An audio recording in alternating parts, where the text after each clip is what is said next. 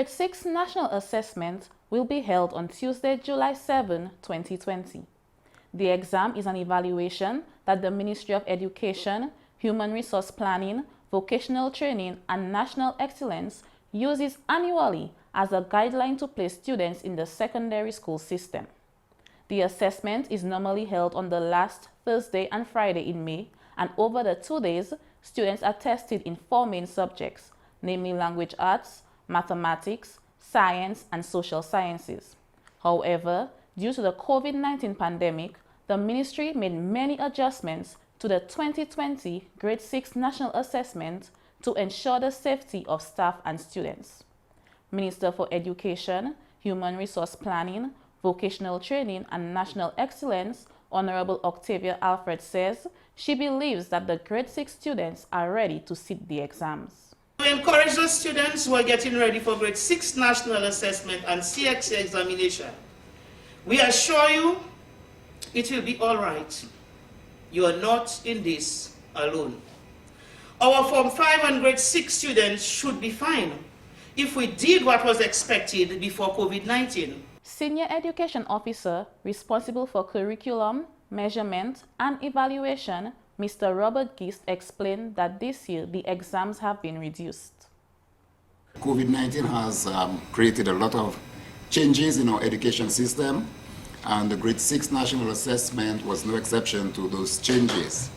And this year we will be observing a few minor changes, or maybe I should say some major changes to the National Assessment as has been done in the past. The Grade 6 National Assessment will be administered on the 7th of July 2020. The exams will run between the hours of 8 a.m. and 2 p.m., but we are hoping that it will end by 1 o'clock. So students will be really at the school from about 7:30 to about 1:30. Mr. Gist noted that no more than 12 people will be in a room during the exams to facilitate social distancing. In an effort to lessen the amount of traveling undertaken by the students, the exams will be conducted on 1 day only. In the past, we had the exams being conducted on 2 days from 8 to 1 o'clock on both days, but this year it will be done on 1 day, and we will be observing some strict protocols, some very strict protocols for social distancing, health, and well-being. The exams will be administered in such a manner that no more than 10 students will be in a room at any given time. No more than 10 students with 2 supervisors will be in a room at any given time. Again, the number will be adjusted based on the size of the rooms being used. Although we decide that there will be no more than 10 students, but if the room is small and cannot accommodate 10 students with 2 supervisors, while recognizing the 6 feet social distancing requirement, we will use more rooms than, we will use less students in that room. Another major adjustment announced was that students will only be required to complete 3 exams instead of the normal 4. The length of the exam and the time allocated to each exam has also been revised. This year, we will have a modified structure of the exams, and instead of 4 papers being administered, we will have only 3 papers during that day. We will have the language arts, the mathematics, and a general paper which consists of social sciences and science and technology. The number of items on each paper will be reduced, and the time for each paper will also be adjusted. Just to give you a little insight as to what it will be, in the past, for the language arts paper, there were 60 questions on the paper 1, followed by a composition paper. For the mathematics, there were 60 questions, and there were also 2 papers, one for science, one for social sciences, each consisting of 50 questions. This year, the language arts paper 1 will be moved from 60 to 40 items. The mathematics will move from 60 to 40 items, And the general paper will consist of 25 science and technology questions and 25 social sciences questions. The number of centers that will be used to host the exams have increased, as students will now be allowed to write exams at their own school. The administration of the exam this year will take place at each school. So many students will not have to move to different schools. In the past, we used a maximum of about 64, 65 centers. This year, because we want to prevent the students from moving so much, every student will be allowed to write exam at their school. This year we will be using a total of 108 centers, and so we will require 216 supervisors to supervise those exams. Again, like I said, to reduce the amount of movement by the students, what we have decided is to give the students, the parents, the opportunity to have the students write the exam at the school closest to them. For example, a student who lives in Granby, in, let's say, Castle Bruce, but that child goes to the Atkinson Primary School. To minimize the movement, if the parent wishes that the child writes the exam at the Granby, at the Castle Bruce Primary School, that child will be allowed to do it.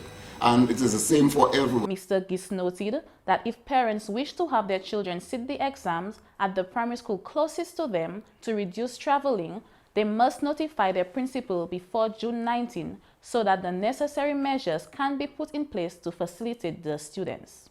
Temperature screening will occur at every school the morning of the exam, before the exams. So we will have the electronic thermometers where students' temperatures will be taken. We will be collaborating with the Ministry of Health on this one. We are not the experts. We depend on the Ministry of Health to advise us on this one. And we have been in communication with them even before we decided to run the national assessment. Prior to the exams, we will have training of supervisors, we'll have training of cleaners, and I think this has already been done. We will have cleaning and preparation of the centers and installation of necessary signage where needed. Mr. Gis noted that if parents wish to have their children sit the exams at the primary school closest to them to reduce traveling, they must notify their principal before June 19th so that the necessary measures can be put in place to facilitate the students. He then explained that precautionary health measures will be conducted to ensure the safety of the students, teachers, and the exam facilitators. Centers will be properly cleaned and sanitized before the exams. We expect students and everyone involved in the exam to note that coughing and sneezing must be done in a tissue or using the flexed elbow.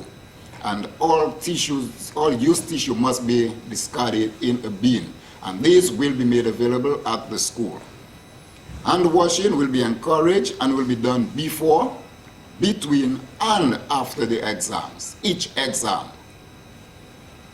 Students are encouraged to bring along a personal pouch containing packets of hand tissue, hand sanitizer, or alcohol.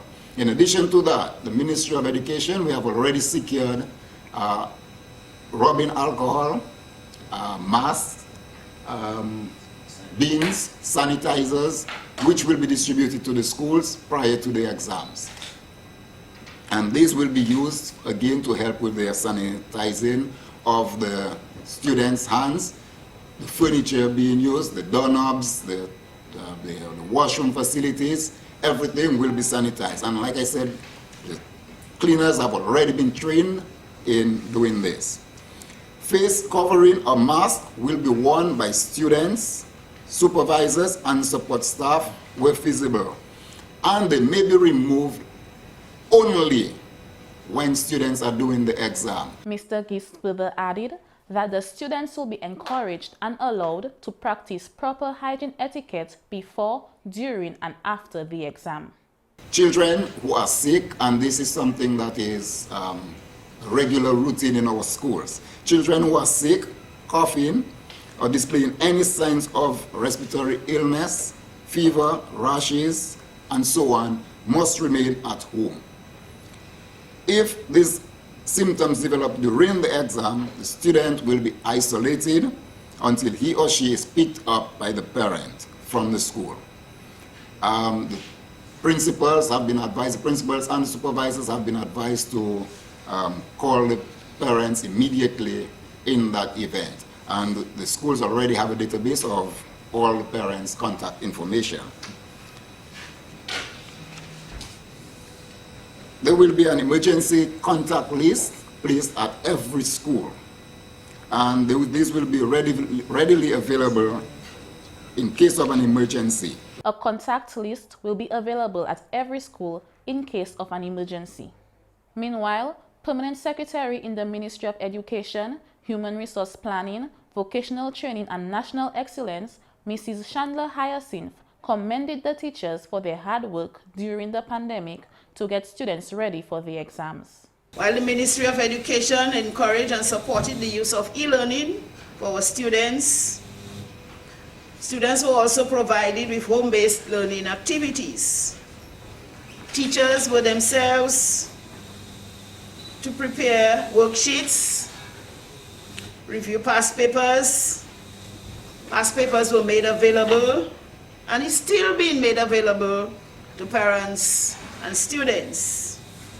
We want to use this opportunity to say hats off to our teachers who took on this initiative, even if they struggled to make it work. They delivered, and we are grateful for their hard work. As part of the process, work packages were distributed to students, and in some cases, teachers, principals made effort to reach students even at their homes. We also had teachers who were able to prepare material. These were recorded and produced via the television. All of this was done through our dedicated, committed, hardworking teachers and principals, our officers, and more so, our students.